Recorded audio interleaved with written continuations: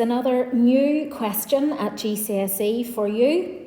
We haven't used this question in any other paper that you've done, and we are given this mnemonic by the exam board to help us structure our answer, and we really must stick to this so that we can get the best marks for our answer. Each of the mnemonic pieces, the ICEVOK, you'll hear referenced by the staff in school as ICEVOK, and it's really important, as I say, that you use it. The I means that we are trying to agree or disagree with the interpretation of the question. In this case, the interpretation comes from source D, and the view, the interpretation, is that both the USA and the USSR were to blame for the tension in Berlin from 1945 to 61. So we need to check if source B agrees with that, source C agrees with that, and source D agrees with that. We have to work through each of those. We also need to be able to prove it, so we will give some content to support that. We'll then explain the view of each author. So we'll explain the view of the author of source B and C and D. And then we must bring in our own knowledge. So let's see how we structure that with a look at this model answer. You'll see I've tried to colour coordinate it to help you, but essentially you'll see that I make my judgment first in terms of whether the source agrees or disagrees with the interpretation.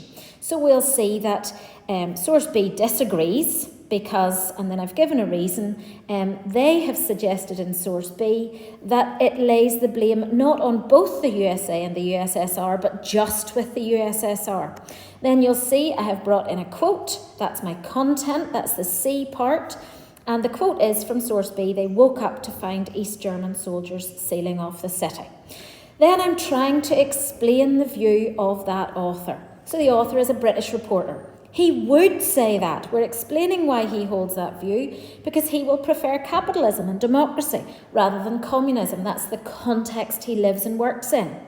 And then I'm looking to give a little bit of own knowledge about this, and I'll be able to say, linked to my quote, that the Berliners went to bed and woke up to find the city sealed off on the 13th of August 1961. And that's why we can say this source is laying the blame with the USSR rather than both USA and USSR. Then I need to go on and do the same for source C. So you'll see I've disagreed here. I've made a judgment as to whether it disagrees with the interpretation in the question. I've brought in a quote to help me back that up. I've looked at the author and I've suggested as an East German politician, he would try to blame the USA because he's going to be a supporter of communism. And then I just bring in some contextual knowledge that helps me with developing my point in light of the quote I used. Now, then you can see I keep going. And this may seem strange to you that you have to do source D, because after all, source D is the view in the question. But you must look at it. It tells you in the question that you must use sources B, C and D.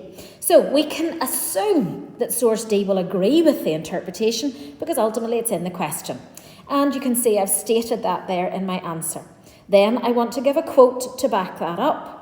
I'm looking at the historian and trying to understand why he can hold this balanced view that it was the fault of both the USA and USSR. And essentially he's had time to consider all the evidence. He's not emotionally connected, and so therefore he can maybe be more balanced. And then I give a whole lot of information, you'll see my contextual knowledge here, to try and support the quote that I've used to say why he would think it was both people's to blame. Okay, now you'll notice at the end, I have not just stopped there. I need a final answer.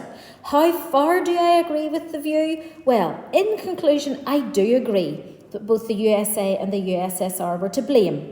And then I give my reason for that so that I have a substantiated, developed conclusion as my answer. So you'll see I need to deal with source B, source C and source D. And for each one of them, I must work through this mnemonic, ICEVOK, and I can do it to then answer the question in the final conclusion.